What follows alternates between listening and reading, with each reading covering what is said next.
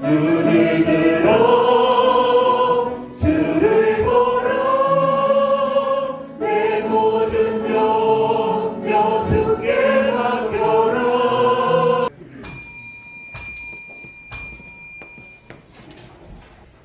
2024년 3월 24일 넷째 주일 종료주일, 우리 하나님 앞에 예배 올려드리겠습니다.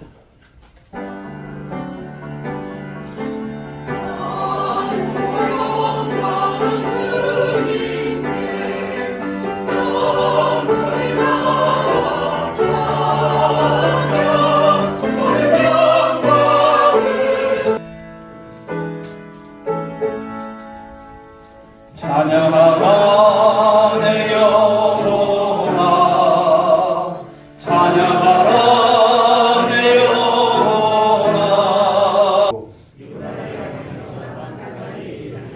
앞에서 가고 뒤에서 따르는 무리가 소리 높여 이르되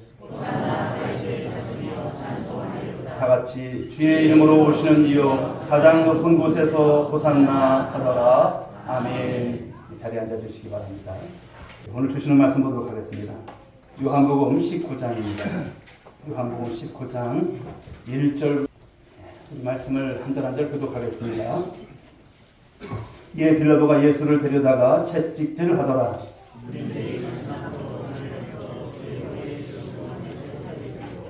앞에 가서 이르되 유대인의 왕이여 평안할지어다 하며 손으로 때리더라.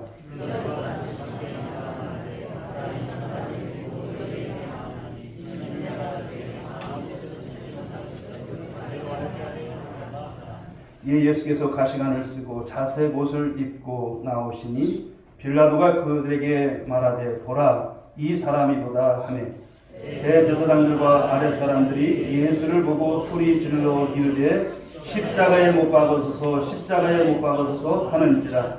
빌라도가 이르되 너희가 친히 데려다가 십자가에 못 박으라. 나는 그에게서 죄를 찾지 못하였노라. 아멘.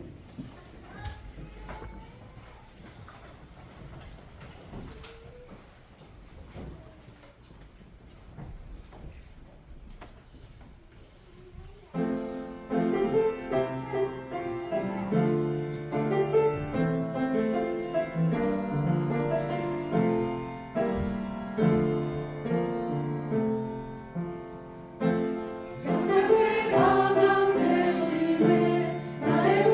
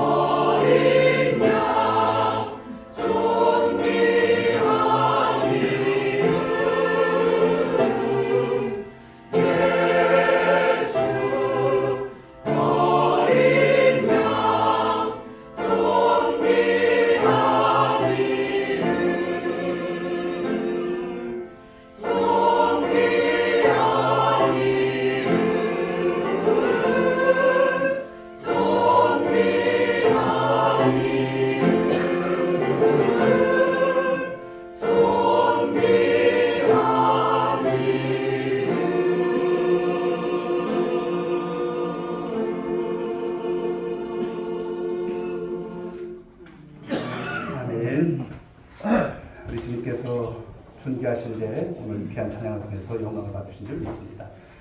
우리 좌우 앞뒤로 한번 인사하시겠습니다. 주님의 이름으로 사랑합니다. 축복합니다. 오늘 또 이렇게 종료주일, 성례주일로 여러분들을 또 만나뵙게 되어서 너무나 감사하고 오늘도 귀한 시간을 통해서 큰 은혜가 넘치시는 이 시간 되기를 주님의 이름으로 축원드리겠습니다. 사실 우리 주님께서 예루살렘에 입성하셔서 많은 이파들의 환영을 받지만 이내 싹 바뀝니다. 분위기가 바뀌어요. 주님께서 예루살렘에 오신 것이 무엇 때문에 오셨습니까? 죽으러 오신 거예요. 정치적인 왕으로 오신 것이 아니에요. 그들을 정치적인 압박 속에서 구원하시려고 오신 것이 아니에요. 그들의 죄를 사하시기 위해서 예루살렘에 예수님께서 오신 줄 믿으시기 바랍니다. 그런데 예수님께서 어떠셨습니까? 당하지 말아야 될 순환과 모욕과 조롱과 핍박을 다 당하신다는 거죠. 오늘 우리가 종료주의를 통해서 주님을 다시 생각하시는 그런 시간이 될 수 있길 바랍니다. 할렐루야. 주님을 다시 만나 뵙는 여러분들이 신령들이 될 수 있길 바랍니다. 자, 오늘 본문의 말씀을 보시게 되면 예수님께서 이제 로마 군인들의 손에 넘겨지신다는 거죠. 채찍질을 당하세요. 그리고 조롱을 당하세요. 심지어는 예수님의 얼굴에 침까지 뱉습니다. 여러분들이라면 어떠했을까요? 여러분들이 침을 뱉음을 받아보신 적 있으실까요? 오늘 예수님이 로마 군인들로부터 한마디로 어떤 취급을 받습니까? 짐승보다 못한 취급을 받아요. 우리 집안에서 여러분 강아지 키우지 않습니까? 그래도 귀하다고 이렇게 키우는데 그건 아니에요. 짐승보다 못한 취급을 받으시는 우리 예수님의 모습을 여러분 한번 상기해 보십시오. 예수님께서 이렇게 채찍질을 당하시고 조롱당하시는 것이 그렇다면 어떤 의미가 있는가 이에 대한 말씀을 나눌 것이고요. 그리고 예수님께서 보여주신 반응, 예수님의 반응이 우리에게 주시는 교훈이 무엇인가 오늘 본문을 통해서 말씀을 통해서 은혜를 받고자 합니다. 사랑하는 여러분, 예수님의 고난당하신 그 고통을 여러분들이 그저 한 해에 한 번씩 꼭 이렇게 종료주일이나 고난주간에 감상적으로 대하는 모습들이 되지 않길 바랍니다. 일회성이 되지 않길 바랍니다. 오늘 이 시간을 통해서 나의 신앙의 이유를 찾는 귀한 시간이 될 수 있길 바랍니다. 나의 신앙의 이유가 무엇인가를 아는 시간이 될 수 있길 바랍니다. 아울러서 여러분 말씀 이후에 우리가 성탄을 대하면서 주님의 깊은 그 고난의 의미를 발견하시고 여러분들의 신앙이 다시 한번 주 안에서 발견되어지고 온전한 모습으로 주의 영광을 위해서 삶을 살아가는 우리 거룩한 권속들이 될 수 있길 주의 이름으로 축복합니다. 자, 오늘 말씀을 보시게 되면 로마 군인들 2절 3절을 통해서 보게 되면 예수님을 조롱하기 시작합니다. 한번 보실까요? 군인들이 가시나무로 관을 엮어 그의 머리에 씌우고 자색옷을 입히고 앞에 가서 이르되 유대인의 왕이여 평안할지어다 하며 손으로 때리더라. 조롱한다라고 하는 것은요, 어떻게 보면 매로 때리는 것 이상으로 사람을 무시하고 짓밟는 것이죠. 더군다나 대제사장들은 어떨까요? 6절 상반절 말씀을 보게 되면 대제사장들과 아랫 사람들이 예수를 보고 소리질러 이르되 십자가에 못 박으소서 십자가에 못 박으소서 하는지라. 비정하죠. 예수님을 보고서 어떻게 합니까? 십자가에 못 박으라는 거예요. 메시아로 오신 주님이십니다. 알지 못하니까 이런 것이지만 무엇입니까? 인간이라고 하는 것은 어떤 것입니까? 자기와 이해관계가 없게 되면 이렇게 잔인할 정도로 되어진다는 것을 봐요. 이해관계가 없으면. 이렇게 잔인한 인간들의 모습, 자기 자신을 절대적인 위치에 올려놓고 누구를 경멸하는 것입니까? 하나님을 경멸하는 거예요.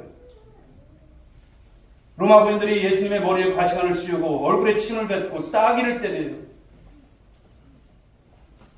누군가로 여러분 따귀를 맞을 때 기분이 어떨까요? 아무 잘못도 없어요. 따귀를 맞을 때. 그런데 오늘 로마 군인들이 사실 이분이 누구신지 알았을까요? 몰랐겠죠. 하지만 그들의 생각 속에 무엇이 있었을까요? 무의식적으로 잠재된 것은요, 자기들은 거의 절대적인 권한이 있는 것으로 생각을 해요. 그들은 자신을 신의 위치에 두고서 다른 사람의 인격이나 가치를 짓밟는 거예요. 그들이 짓밟는 것은 여기 앞에 있는 사람이 아니라 누굽니까? 하나님이셨던 거예요. 하나님이 따귀를 맞으시는 거예요. 사람들은 다른 사람 바로 거의 절대적으로 꺾으려 하죠. 돈으로 꺾든지 힘으로 꺾든지. 그러므로 자신의 위치를 신의 위치에 올려놔요. 나는 너보다 낫다라고 이렇게 생각해요. 그래서 가장 악한 것이 무엇입니까? 사람을 묶어놓고 때리는 거예요. 비참한 거예요. 누구들 여러분 그렇게 맞을 여러분 자리에 있을 사람이 아니잖아요. 그때 사람이 그렇습니다. 한편은 절대적으로 두들겨 패고 다른 한쪽은 절대적으로 두들겨 맞는 이 모습. 한쪽에서는 신이 되는 쾌감이 있고요. 한쪽에서는 짐승보다 못한 그런 취급을 받는 그 비참함이 있는 것입니다. 오늘 현장이 어떻습니까? 오늘 예수님께서 계셨던 현장, 그 현장에 여러분들이 한번 보십시오. 결국 예수님을 향한 이 채찍과 이 조롱은 인간의 마음속 깊이 있는 그 교만함을 드러내고 있다는 것이죠. 사람들의 마음속에는 남의 행복을 짓밟고도 나의 욕심만 채우면 된다라고 하는 이 악랄한 이 교만이 숨어 있다는 사실을 말씀하는 것 아닐까요? 이것이 바로 약한 자를 주먹으로 굴복시키거나 그렇지 않으면 가장 악한 말로 공격을 하는 것입니다. 보통 힘 있는 사람은요, 약한 자를 때려서 굴복시키고 아니면 힘이 없는 자를 말로서 날카롭게 공격을 합니다. 오늘 우리가 예수님께서 고난당하시는 모습을 보면서 하나님께 대한 인간의 무서운 교만을 보는 거예요. 그것을 볼 수 있어야 합니다. 할 수 있으면 하나님을 거역하고자 하는 이 인간의 교만을 오늘 말씀 속에서 보여주고 있습니다. 힘 있는 자는 힘으로, 돈 있는 자는 돈으로, 하나님께 반항하고 자신의 욕심을 채워가는 이 모습이 인간이라고 하는 거예요. 선한 것이 없어요. 주님이 비참하게 이 채찍과 조롱을 당하는 모습을 통해서 혹여나 우리 안에 그런 교만은 없는지, 그 교만은 없는지 이것을 여러분 깨닫는 이 시간이 되시고요. 성탄을 통해서 성탄에 참여하시면서 우리의 교만한 모든 모습들을 회개하는 심령 가운데 주 앞에 드리는 귀한 시간 될 수 있기를 주님의 이름으로 축원드리겠습니다. 두 번째 받는 말씀은요, 믿는 자에 대한 의미가 무엇일까라는 거예요. 오늘 예수님께서 채찍질을 당하시고 조롱당하신 것은 믿는 사람들에게, 저와 여러분들에게 어떤 의미가 있을까라는 거죠. 성경은 이것을 아주 중요하게 다루고 있어요. 베드로전서 2장 24절 말씀을 보실까요? 읽어보겠습니다. 시작. 지 나무에 달려 그 몸으로 우리 죄를 감당하셨으니 이는 우리로 죄에 대하여 죽고 의에 대하여 살게 하려 하십니다. 그가 채찍에 맞음으로 너희가 나음을 얻었나니. 사실 우리 때문이죠. 우리의 죄 때문에 누가 죽으세요? 예수님 죽으신 거고 우리를 살게 하시려고 그러셨다는 말씀합니다. 여러분 이 말씀을 그냥 단순하게 보지 마십시오. 자, 이사야 53장 4절 5절 말씀을 보시겠습니다. 읽어보겠습니다. 시작.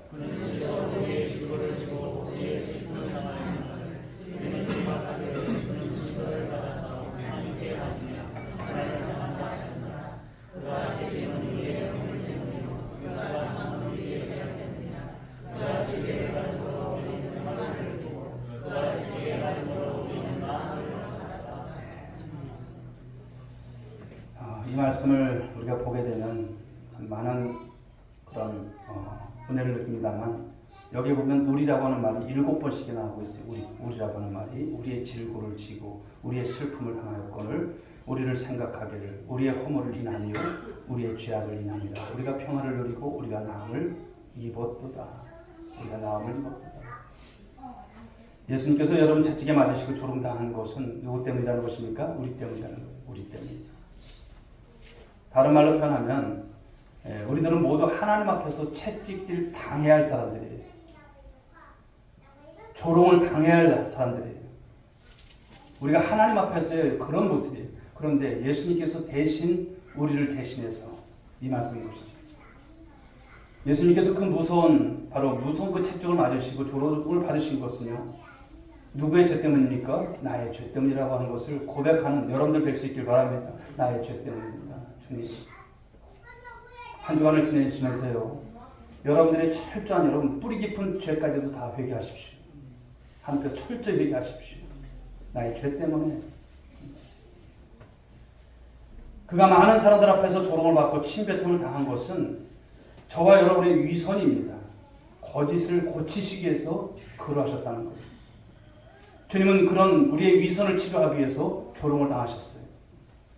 그 자리는 누가 서야 할 자리입니까? 우리가 서야 할 자리예요. 내가 서야 할 자리예요. 내가 받아야 될 징계였어요. 내가 받아야 될 고통이었고요. 내가 받아야 될 수치요 아픔이었습니다. 그런데 이 모든 것을 누가? 바로 우리 예수님께서 대신 져주셨음을 믿으시기 바랍니다. 사랑하는 여러분, 그러므로 우리가 이제 주님께서 당하신 이 조롱과 이 채찍을 생각해서 지우지 마세요. 늘 생각하십시오.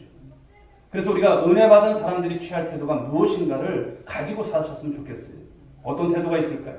먼저는 사랑하는 여러분, 날마다 주님의 고난을 생각하시고 그리고 고백하시고 감사하는 저와 여러분들이 될 수 있길 바랍니다. 일회성이 아니에요. 고난 주간에만 반짝하는 것이 아니에요.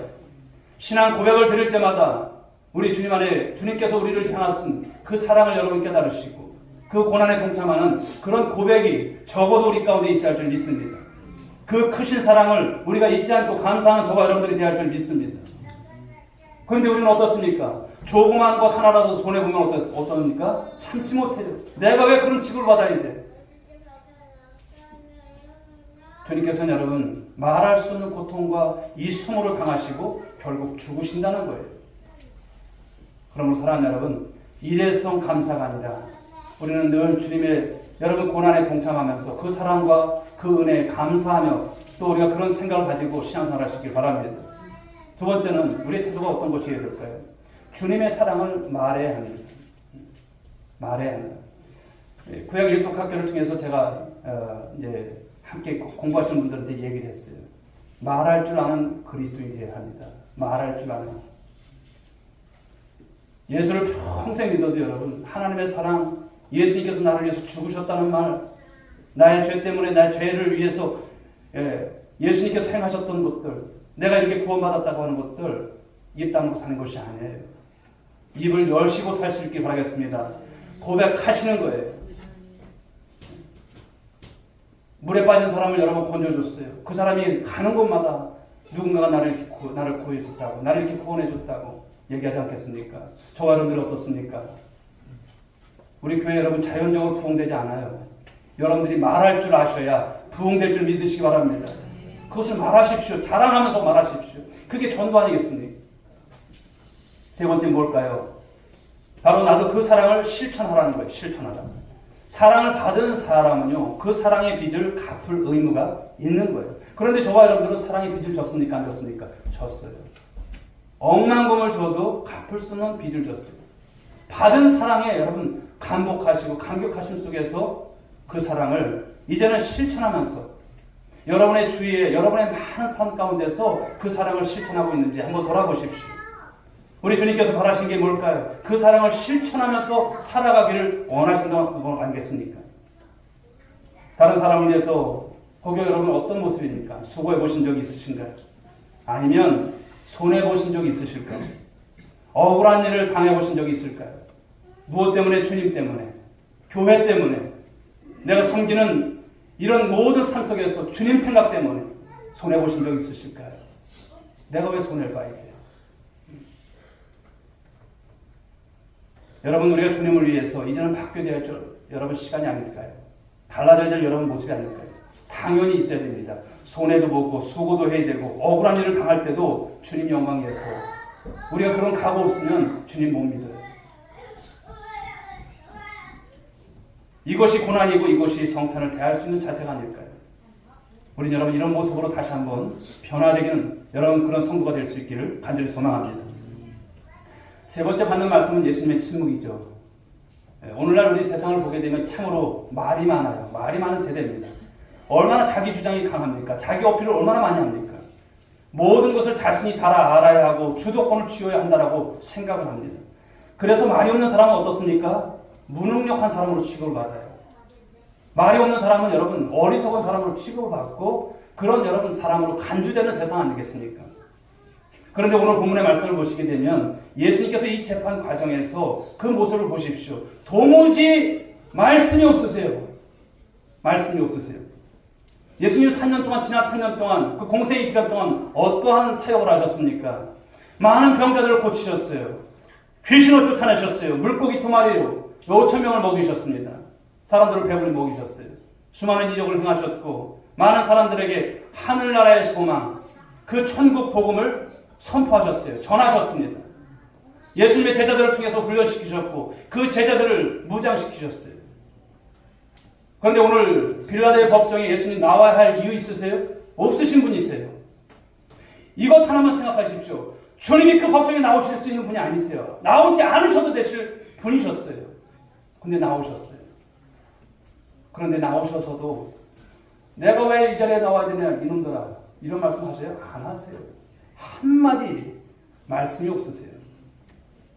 그게 빌라도가 그렇죠. 그 빌라도가 이제 답답한 거예요. 10절 말씀을 보실까요? 답답하니까. 예. 한번 읽어보겠습니다. 시작. 빌라도가 이르되 내게 말하지 아니하느냐 내가 너를 놓을 권한도 있고 십자가에 못 박을 권한도 있는 줄 알지 못하느냐. 예. 왜 한마디 예수여 당신 말하지 않소 이러는 거예요. 내가 보니까 당신은 죄가 없는데 왜 말하지 않소 이러는 거예요. 답답하니까 빌라도가 토로합니다. 그럼에도 불구하고 예수님은 어떻습니까? 침묵을 지키세요. 여러분 침묵이라고 하는 것은 사실 죽은 자의 소유죠. 죽은 자는 말이 없어요. 그런데 지금 예수님은 살아 계시잖아요. 산자이시면서도 침묵을 지키는 거예요. 오늘 예수님의 침묵의 의미가 뭘까요? 우선은요. 모순과 불합리에 대한 침묵이셨어요. 오늘 빌라도는 예수님에게 전혀 죄를 찾지 못했습니다. 그런데 죄가 없는 줄 알면서도 어떻습니까? 때리고 조롱하도록 내버려 두는 거예요. 여러분 이것이 모순이죠. 이것이 불합리죠. 부조리입니다. 예수님께서 재판받으시는 장면만큼 부조리한 여러분 모순이 어디 있습니까? 이 모순과 불합리 앞에서 예수님께서 그러나 침묵하신다는 거예요. 어느 신학자는 이것을 하나님은 영원히 침묵하신다. 그러나 역사는 있다. 이렇게 말을 했어요. 사랑하는 여러분, 때로는 우리가 말이 필요 없을 때가 있겠죠. 지나친 슬픔이 가득할 때는 말이 안 나와요. 너무나 기쁜 어떤 모습이 될 때는 그 표현을 이로 말로 다 하기가 어려울 때도 있습니다. 말을 잘하기는 쉬워도 여러분 침묵하기는 사실 그러나 어떻게 보면 참 어려운 거예요. 이 세상은 어떻습니까? 너무나 이치에 맞지 않고 모순된 것이 참 많은 세상 아닙니까? 불합리한 세상입니다. 이 세대를 보십시오. 어그러지고 거스레된 세대이며 완전히 삐뚤어진 그런 세대의 모습입니다. 이런 세대에 살고 있는 우리가 무슨 합리를 논하고 무슨 이치를 따질 수 있겠는가라는 거예요. 오늘 예수님의 침묵이 바로 그것을 의미하고 있습니다. 자, 두 번째는 바로 예수님의 이 침묵은 어떤 의미일까요? 예수님의 이런 침묵은 일종의 심판적인 요소가 담겨있는 그런 내용입니다. 예수님께서 그러십니다. 너희가 내 말을 들었기 때문에 더 죄가 크다 이렇게 말씀을 하세요. 듣기는 들었는데 전혀 듣지 못한 사람, 이것이 심판이라는 거예요. 하나님의 말씀과 격려, 그의 위로와 그 권고가 들리지 않는 사람은 이미 심판받은 거예요. 전혀 양심의 가책을 느끼지 못하는 사람 역시도 심판을 받은 사람입니다. 예수님은 들을 귀가 없는 자 앞에서 말씀하지 않으셨어요. 하나님의 이 깊은 침묵 속에서 살아있는 하나님의 음성을 들을 줄 아는 것이 여러분 믿음 아닙니까? 저는 여러분들이 이런 믿음이 있기를 주의로 축복합니다. 예수님은 구원의 여지가 없고 회개의 가능성이 없는 사람, 심판받은 사람 앞에서는 침묵하신다는 거예요. 이 말씀이신 거죠. 그런데 비록 죄 중에 있다 할지라도 구원의 열망이 있는 그렇게 살아있는 사람은요. 순간순간 들려오는 하나님의 음성을 들을 수 있고요. 살아서 역사하시는 하나님의 섭리를 볼 수 있게 되는 줄 믿으시기 바랍니다. 오늘도 하나님의 죄가 많다 할지라도 오늘도 하나님의 음성이 들려주시고 하나님께 눈물을 흘리시면서 주님 제가 죄인이었습니다. 그것을 고백할 수 있는 여러분들의 용기 있는 신앙들이 될 수 있길 간절히 소망합니다. 자, 세 번째는 오늘 예수님께서 침묵하신 이 궁극적인 이유는 무엇일까요? 그것은 아버지께 대한 순종이에요. 하나님 아버지께 대한 순종이었고요. 저와 여러분의 향한 사랑의 표시였어요. 그래서 주님께서 침묵하신 거예요. 입이 없으신 분이 아니시잖아요. 하나님께 끝까지 순종했던 모습이었고요. 우리를 살리시기 위해서 사랑하셔서 바로 침묵하셨다는 거예요. 제물로서 당신의 몸을 내어주는 순간이셨습니다. 여러분 한번 생각해 보십시오. 이치를 따져가면서 할 수 있는 희생이 있을까요? 없어요. 요한복음 10장 18절 말씀을 보면 이를 내게서 빼앗는 자가 있는 것이 아니라 내가 스스로 버리노라 이런 말씀을 하시면서 자원하여 십자가를 치셨음을 오늘 주님께서 보여주고 계시다는 것을 말씀합니다.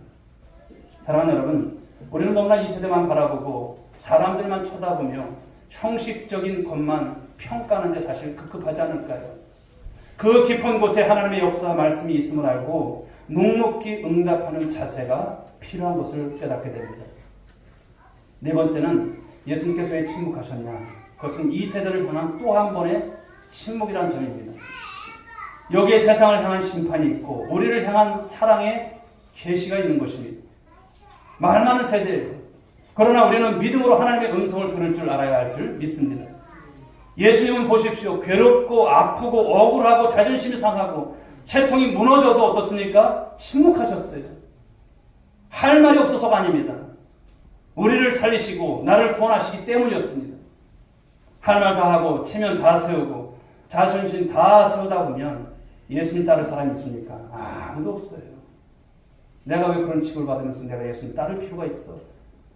난 그렇게 신앙생활하기 싫어. 당장 이렇게 나오는 것이죠. 오늘 주님의 십자가는 우리에게 교훈을 합니다. 어떤 교훈일까요? 참아라. 견뎌라. 침묵해라. 너의 자존심, 체면과 생각을 십자가에 못 박으라. 여러분 동의하시면 아멘 하시기 바랍니다. 주님 말씀하시는 거예요. 십자가에 달리신 주님을 생각하시라는 거예요. 그 주님 생각하면 여러분 마음이 참 무너지잖아요. 주님께서 나를 이렇게 하셨는데, 이렇게 사랑하셨는데 내가 뭐라고 이럴까? 그런 생각이 들어요. 사랑하는 여러분 말씀을 맺겠습니다.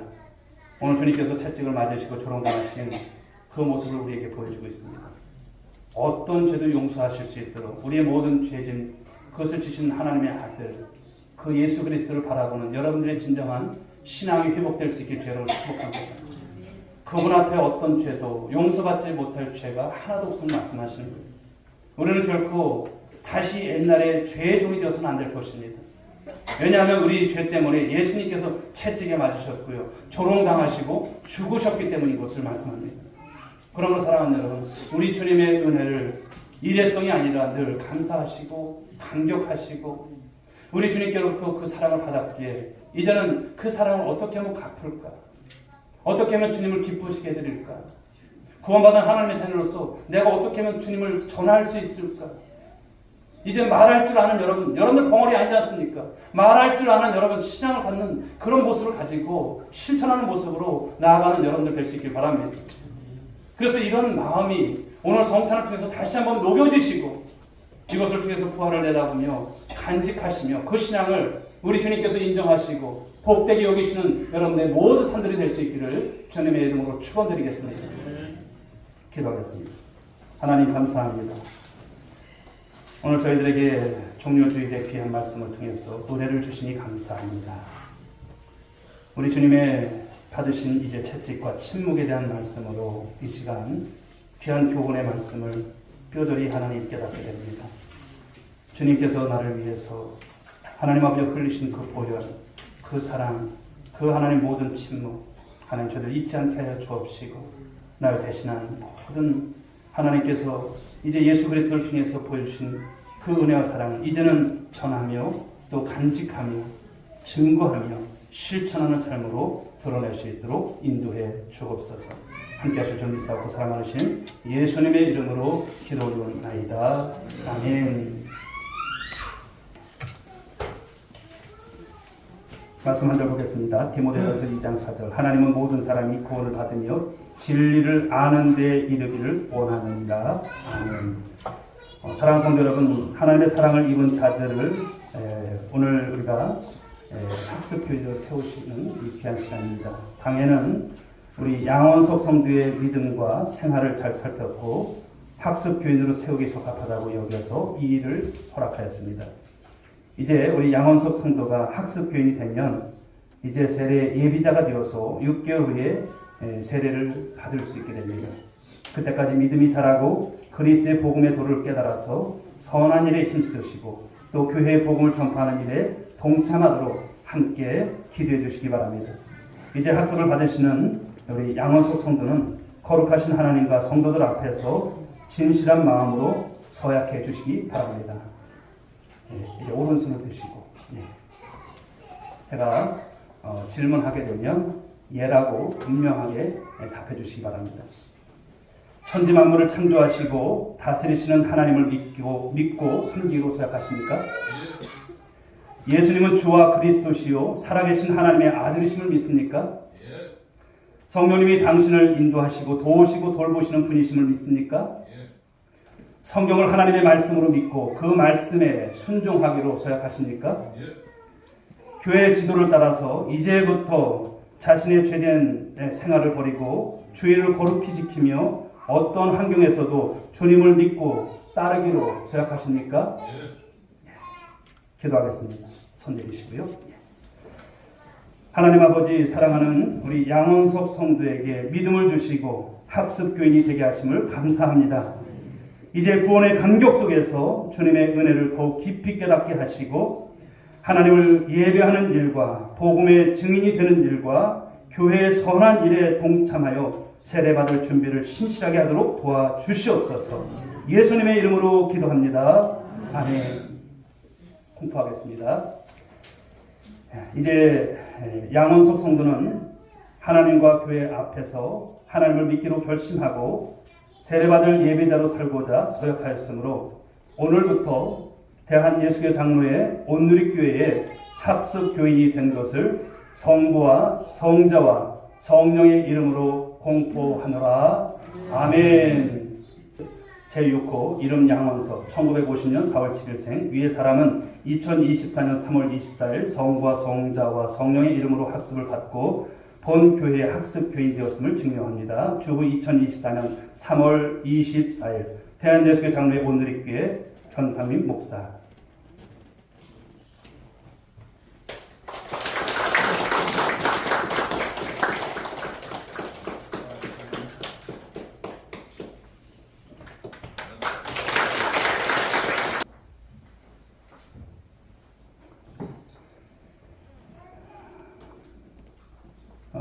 성찬식에 대해서 잠시 말씀드립니다. 이 예식은 우리 구주 예수 그리스도와 친히 세우신 것으로서 그리스도의 죽으심과 부활을 기억하며 성령 안에서 주님과 연합되는 예식입니다.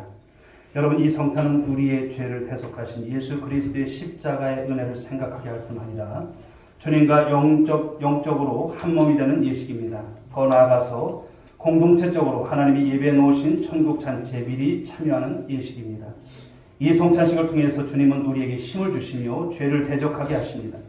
모든 고난에서 견딜 힘을 주시고 우리를 굳세게 하시며 그리스도인으로서 책임을 다할 수 있도록 능력을 더해 주십니다. 그리하여 우리 마음에 평안과 소망을 주십니다. 이 예식은 세례받은 성도들이 떡과 잔을 함께 나눠 먹고 마시는 방식으로 진행됩니다.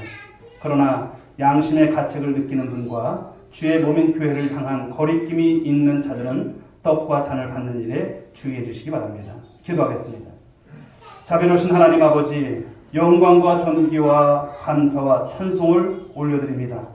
예수 그리스도의 은혜와 죄와 사망에서 구속함을 입은 저희가 하나님의 사랑과 그리스도의 은혜를 기억하면서 이 거룩한 예전에 참여하게 하심을 진실로 감사드립니다. 이 시간 성령께서 임재하셔서 이 거룩한 성찬식에 참여하는 성도들에게 깊은 은혜와 역사를 일으켜 주옵소서. 우리가 하늘 보좌 우편에 계신 그리스도의 임재에 참여할 수 있도록 성령께서 우리를 이끌어 주옵소서. 이 성찬식을 통해서 주님의 몸과 피를 대할 때 심령이 새로워지게 하시고 우리의 삶이 변화되게 하시고 예수 그리스도의 고난과 죽으심, 부활과 승리를 체험하게 하옵소서. 그리하여 주님 안에서 더 깊은 영적인 연합과 교제와 사랑이 넘치게 하시며 승리하는 삶을 살게 하옵소서. 우리 구주 예수 그리스도의 이름으로 기도합니다. 아멘.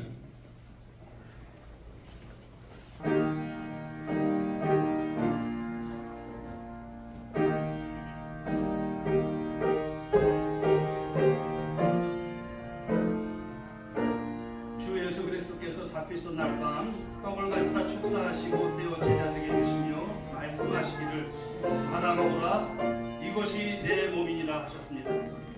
주의 분부하심을 따라 주님의 몸을 기념하는 떡인 줄 알고 받아 먹으시기 바랍니다.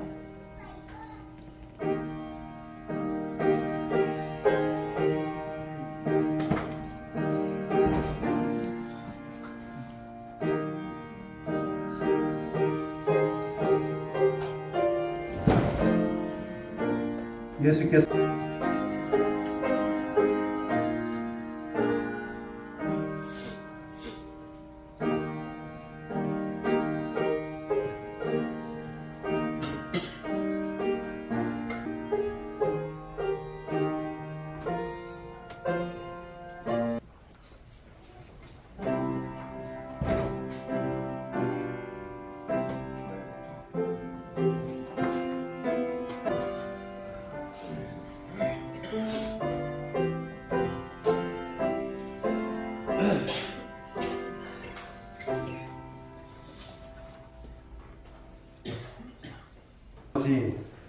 우리가 성령의 인재 가운데 주님의 식탁에서 성찬을 받게 하심을 감사합니다. 이제 우리 모두 주님과 연합한 자로서 주 안에서 더욱 하나가 되게 하옵소서.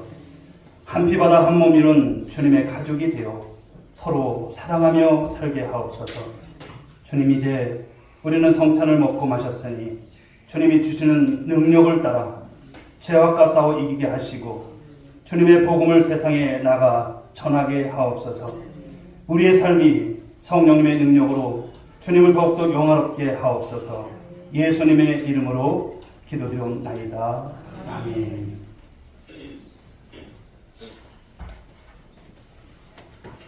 자리에서 다 함께 일어나시기 바랍니다.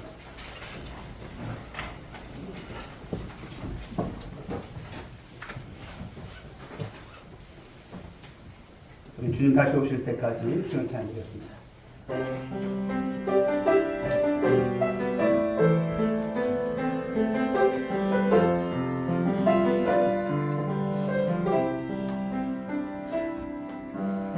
주님 다시 오실 때까지 나는 이 길을 가리라. 좁은 길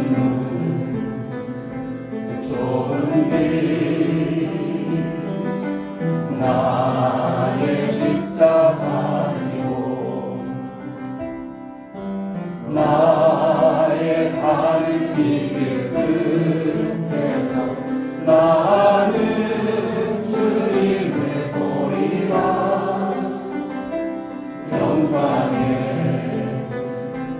내 주님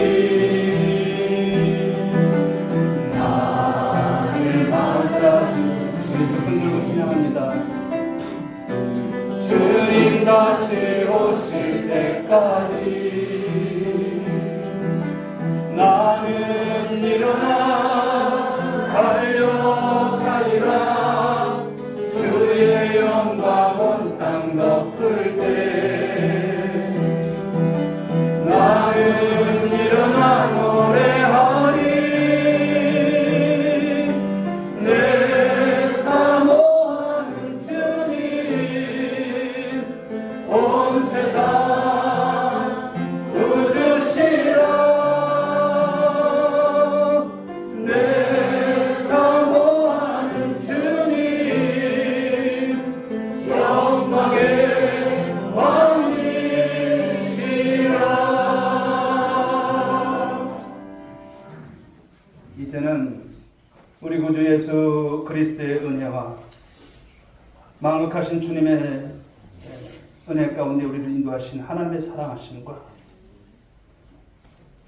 성령님의 감화감동 이로 충만하신 은총이 오늘도 종려주의를 맞이해서 또 말씀의 은혜 받고 성찬 예식을 통해서 주의 죽으심과 주님의 죽으심 가운데서 그 고난과 주님께서 우리를 흘리신 그 몸과 그 피를 생각하는 이 예식을 통한 이제 주 앞에서의 다짐과 결단을 가지고 세상으로 나가는 사랑하는 성도들 한 사람 한 사람 머리 위에 그리고 저희들의 가정 위에 그리고 자녀 위에 일터 위에 이제부터 영원 무궁토록 함께 있을지어다.